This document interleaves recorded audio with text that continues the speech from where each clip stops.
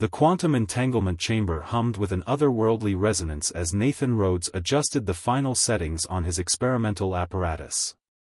The lab, buried deep beneath the Nevada desert, represented humanity's most ambitious attempt to achieve faster-than-light communication. After 15 years of research, countless failed attempts, and 3 destroyed particle accelerators, Nathan believed he was finally close to a breakthrough. The chamber's crystalline walls pulsed with an eerie blue light, reflecting off his tired face in the reinforced observation window. At 36, he had already earned a reputation as either a visionary or a madman in the scientific community. Tonight would prove which label fit. "Running final diagnostic check," announced the AI assistant. "All systems nominal."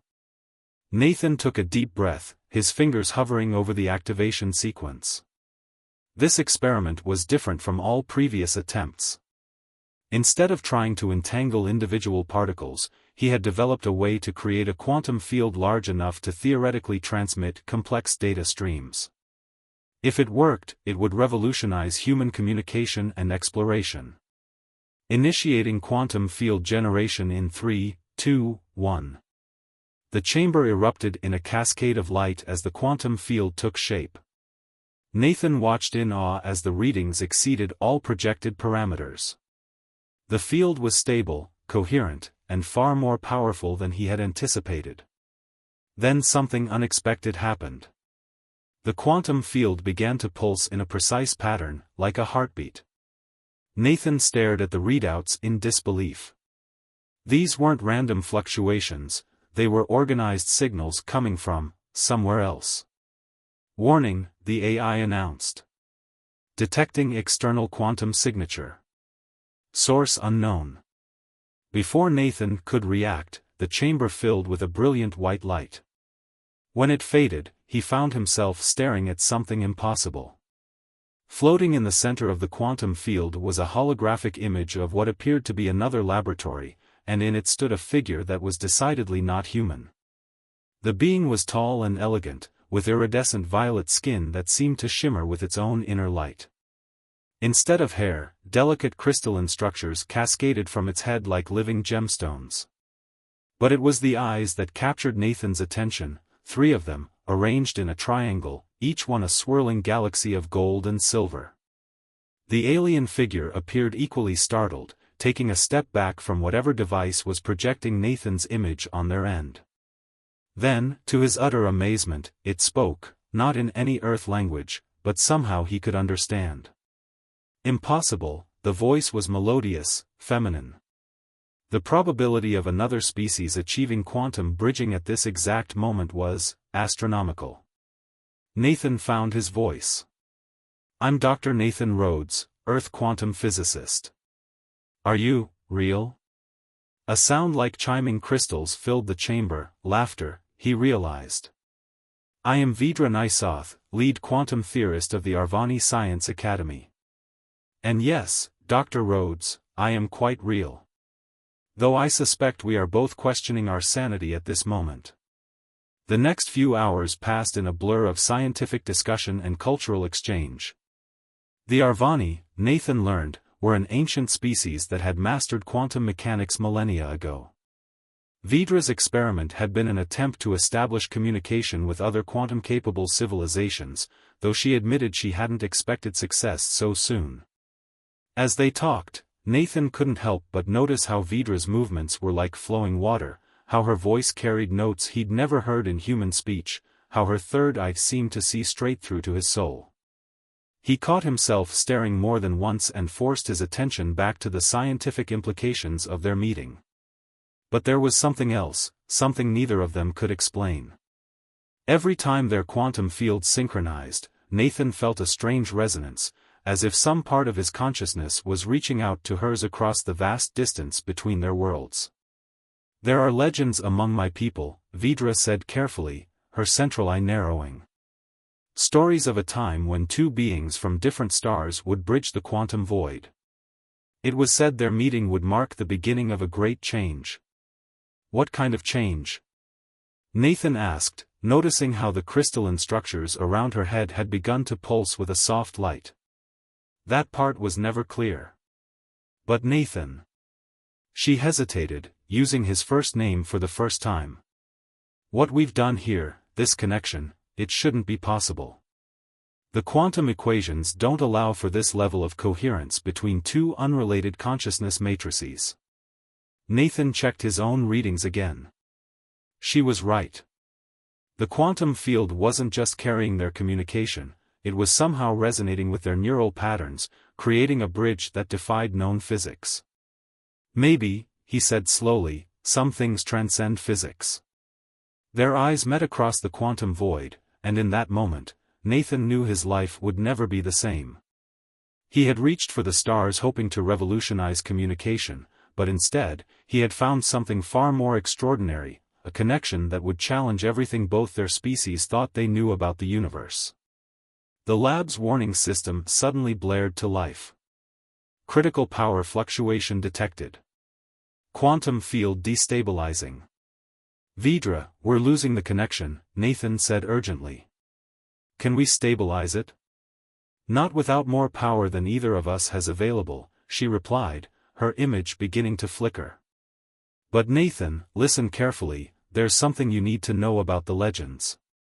They speak of a second contact, a moment when the quantum field collapsed with a thunderous crack, leaving Nathan alone in the suddenly dark chamber. But even as the connection faded, he could still feel it, a faint resonance in his mind, like a distant song calling him to the stars.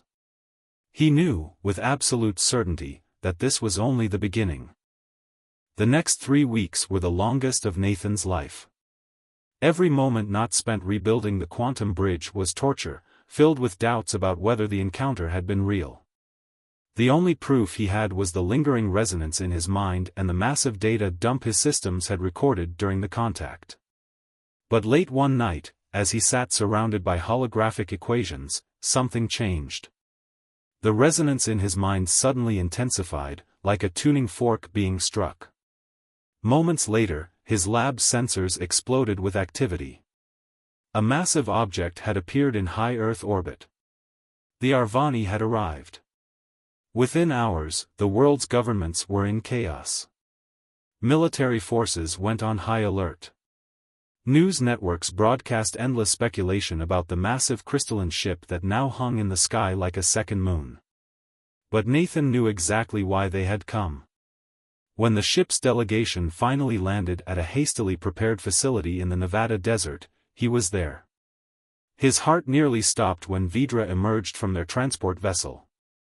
She was even more striking in person, her crystalline crown caught the sunlight and scattered it in mesmerizing patterns, and her 3 eyes seemed to hold entire universes within them. But she wasn't alone. With her was a group of elderly Arvani, their skin darker and their crystalline features more elaborate. The Council of Seers, they called themselves. The resonance is stronger now, Vidra said quietly when they finally had a moment alone. You feel it too, don't you? Nathan nodded. In her presence, the sensation was almost overwhelming, like 2 strings vibrating at perfectly complementary frequencies. What does it mean? Before she could answer, the eldest of the seers approached them. His name was Kolvesh, and his very presence seemed to bend the air around him. It means, he said, his voice like ancient stone grinding together, that the quantum prophecy was true. After 10,000 years, the bridge and the star have finally met. The next few hours were a crash course in Arvani history and mythology. The seers spoke of an ancient time when their people had nearly destroyed themselves in a war with another species, the Nexari.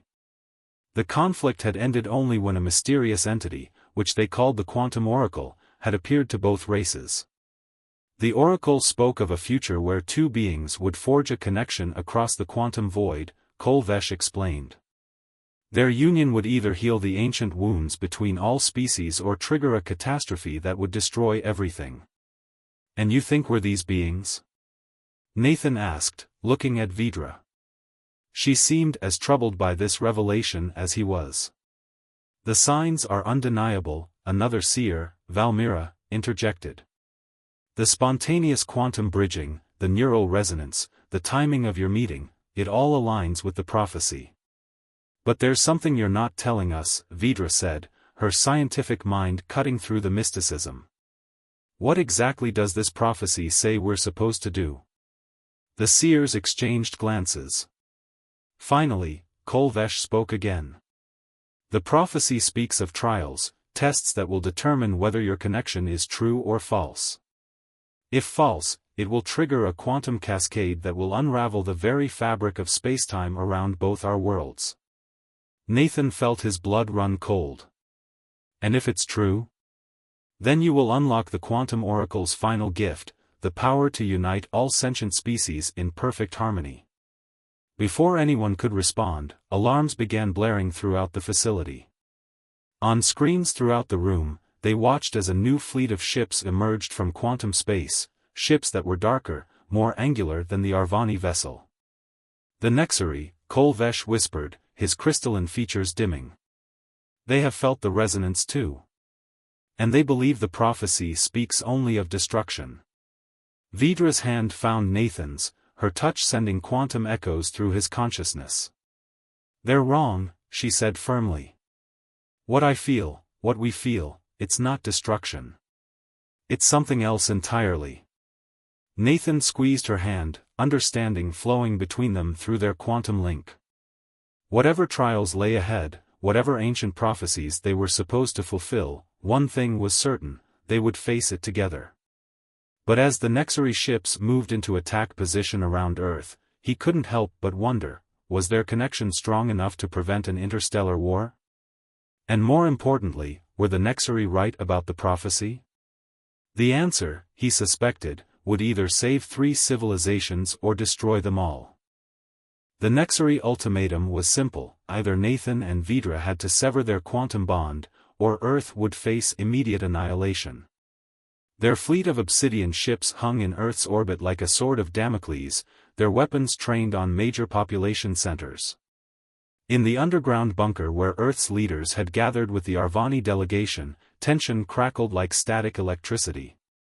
The human military leaders wanted to fight. The politicians wanted to negotiate.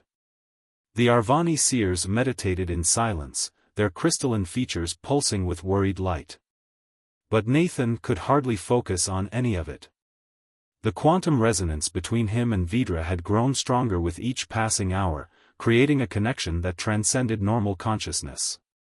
He could feel her emotions as if they were his own, see fragments of her memories, understand things about quantum physics that had taken her species millennia to discover. There has to be another way, Vidra said, her 3 eyes fixed on the holographic display showing the Nexari fleet. The prophecy speaks of choice, not surrender. Kolvesh stirred from his meditation. The 3rd verse does mention a trial of separation. Perhaps. He was interrupted by a new presence in the room. A quantum field materialized, and within it stood a Nexari representative. Unlike the luminescent beauty of the Arvani, the Nexari were dark and angular, their bodies seeming to absorb light rather than reflect it.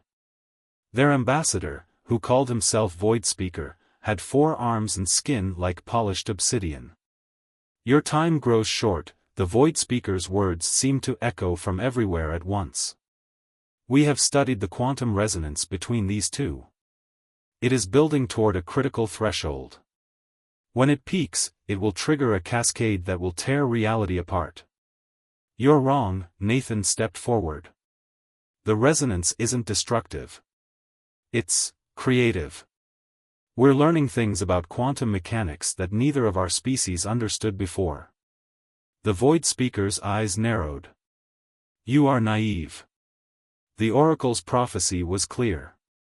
When the bridge meets the star, the foundations of spacetime will tremble. We cannot allow this to continue. Vidra moved to Nathan's side, and their proximity made the quantum field around them visible, a subtle distortion in the air, like heat waves rising from hot pavement. You're only quoting part of the prophecy, she challenged.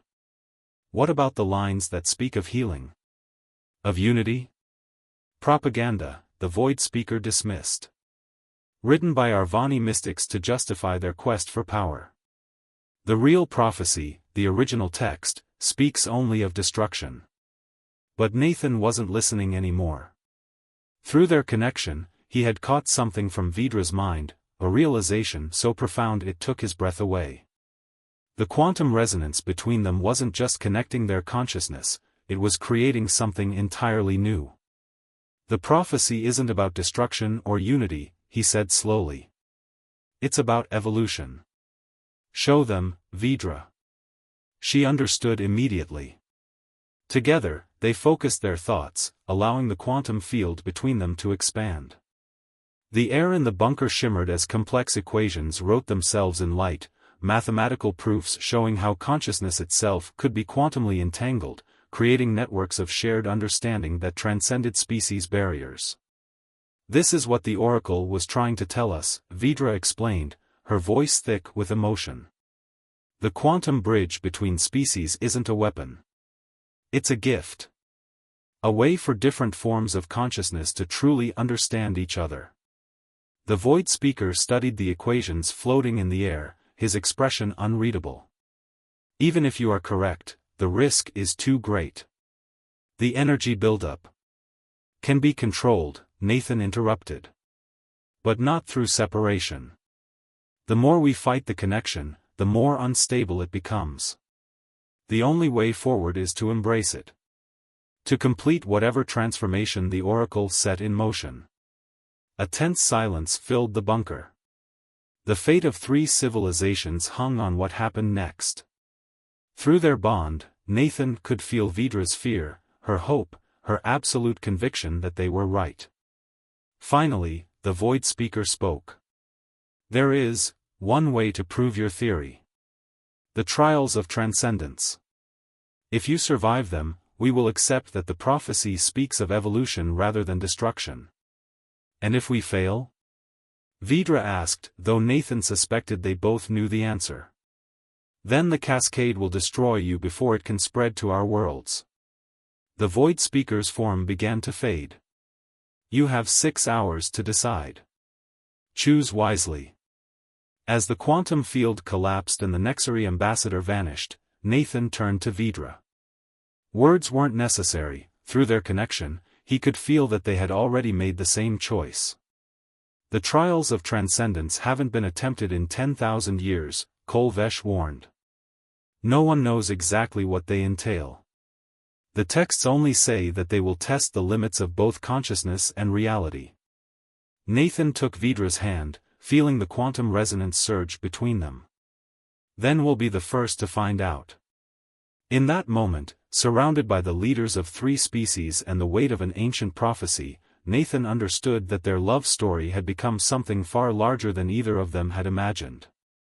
They weren't just fighting for their right to be together, they were fighting for the next step in the evolution of consciousness itself. The only question was, were they strong enough to survive what came next? The ancient chamber deep within the Nexari mothership defied the laws of physics. Its walls seemed to stretch into infinity, yet somehow remained contained. Quantum energy coursed through the air like visible lightning, and reality itself felt thin, malleable. Nathan and Vidra stood at the center of this impossible space, their hands clasped, their quantum resonance humming between them like a living thing. Around them, representatives from all 3 species watched from behind quantum-shielded barriers, the Arvani glowing with hope, the Nexari dark with skepticism, and the humans simply trying to comprehend what they were witnessing. The trials of transcendence will test not just your connection, the void speaker's voice echoed through the chamber, but the very nature of consciousness itself. Are you prepared? Nathan looked at Vidra. Through their bond, he could feel her determination matching his own. They nodded in unison. The first trial began without warning. Reality shattered around them like broken glass, and suddenly they were no longer in the chamber. They stood in a void filled with quantum strings, each one vibrating with different frequencies of consciousness. Choose, a voice that seemed to come from everywhere and nowhere commanded. Find the string that resonates with both your frequencies combined. There were millions of strings, each producing a unique tone that somehow represented a different state of consciousness. The wrong choice would tear their minds apart. But as Nathan and Vidra reached out with their quantum-linked minds, they realized they could perceive patterns that neither species could see alone. Through Nathan's human perspective, they could see how the strings connected emotionally. Through Vidra's Arvani senses, they could perceive the quantum harmonics. Together, they found a string that sang with both their frequencies in perfect harmony. The void dissolved, but they had no time to rest. The second trial thrust them into a maze of quantum probability. Every choice, every step created alternate realities. They watched versions of themselves fail, succeed, live, die, love, and lose each other across infinite timelines. Find your true path, the voice commanded. The one that leads to evolution, not destruction. It was maddening. How could they know which reality was true when all of them existed simultaneously? But then Nathan understood, through their connection, he could feel that some timelines resonated more strongly with their shared consciousness than others. It's not about finding the right future, Vidra said, understanding flowing between them. It's about creating it together. Hand in hand, they began reshaping the quantum probabilities around them, merging timelines, finding paths that led to cooperation rather than conflict. The maze shifted and changed until a single golden thread of possibility stretched before them. The third trial was the hardest. They found themselves facing mirror versions of themselves, but these duplicates represented their darkest fears and doubts. Nathan's mirror self argued that their love was destroying 3 civilizations. Vidra showed her visions of her people rejecting her for choosing a human. Face your fears, the voice commanded. Only perfect truth between joined minds can overcome the darkness within. Through their bond, Nathan and Vidra opened themselves completely to each other. Every fear, every doubt, every hidden thought flowed between them. It was terrifying, exhilarating, and more intimate than any physical connection could ever be. Their mirror selves tried to break them with logic, with guilt, with fear, but their shared consciousness proved stronger than their individual doubts. As the final trial began, the chamber reappeared around them, but something was different. The quantum energy that had been coursing through the air was now flowing directly through them. Their consciousness expanded beyond their physical forms, touching the minds of everyone watching. For a brief moment, humans, Arvani, and Nexari all felt what Nathan and Vidra felt. They experienced the possibility of true understanding between species, the potential for a network of shared consciousness that transcended biological barriers. The final trial, the voice announced, is not to prove your worth to us. It is to show us our worth to each other. The quantum energy reaching through them intensified. Nathan felt like his consciousness was being stretched across the universe. Through their bond, he could feel Vidra experiencing the same thing.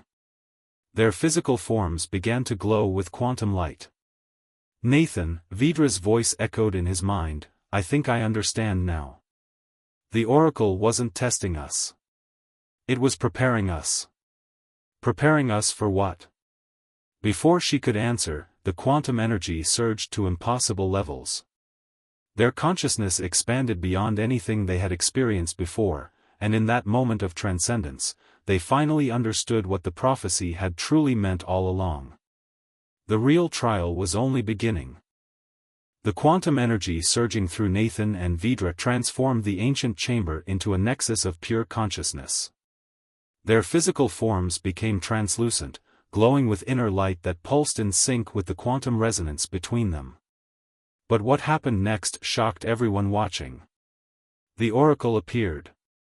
Not as the mythical entity of legend, but as a shimmering quantum projection that seemed to exist in multiple dimensions simultaneously. Its form shifted between human, Arvani, and Nexari appearances, finally settling into a shape that somehow incorporated aspects of all 3 species. You have proven worthy, the oracle's voice resonated directly in their minds. Now you must understand why.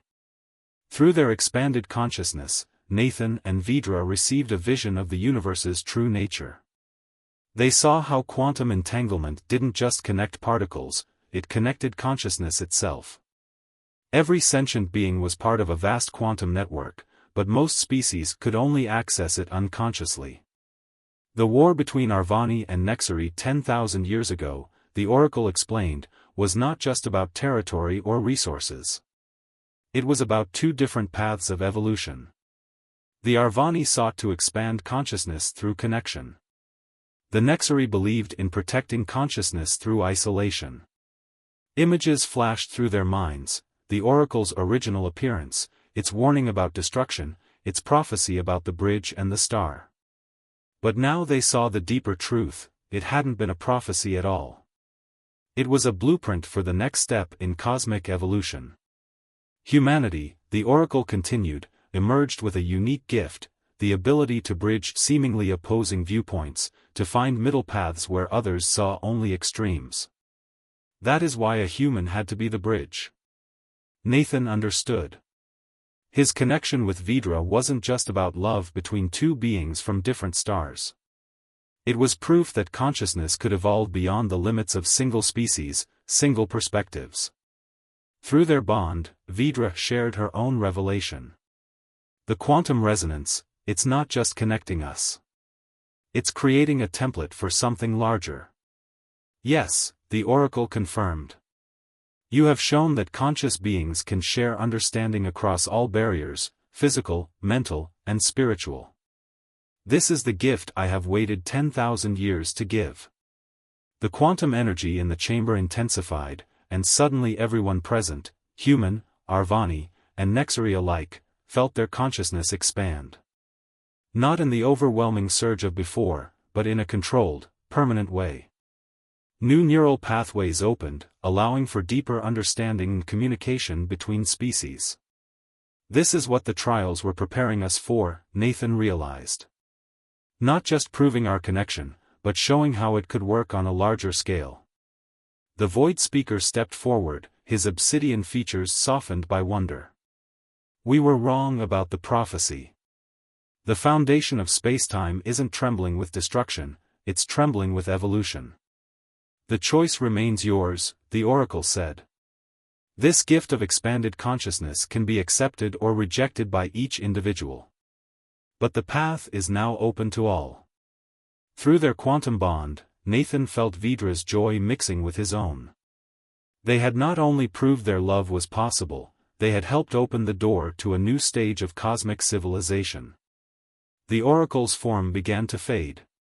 My task is complete. The future now belongs to all of you. Use this gift wisely. As the ancient entity disappeared, the quantum energy in the chamber stabilized into new patterns. The air itself seemed to hum with possibility. Around them, humans, Arvani, and Nexari were already beginning to explore their expanded consciousness, forming connections and sharing understanding in ways that would have been impossible hours before. Nathan turned to Vidra, her three eyes shining with emotions that he could both see and feel. Their physical forms had returned to normal, but their quantum bond remained stronger than ever. So, he said with a smile, what do we do now? Through their connection, he felt her answer before she spoke it. We build bridges, she said, her crystalline features catching the light. Between stars, between species, between minds. After all, that's what brought us together in the first place. Above them, through the quantum-enhanced viewing screens of the chamber, Earth's sun rose over the planet's horizon. Its light played across the assembled representatives of three civilizations, all of them forever changed by what they had witnessed. Nathan squeezed Vidra's hand, feeling the resonance of their connection ripple out into the quantum field around them. Their love story had become something far greater than either of them had imagined, not just a bridge between two hearts, but a bridge to humanity's next great adventure. The stars had never seemed closer.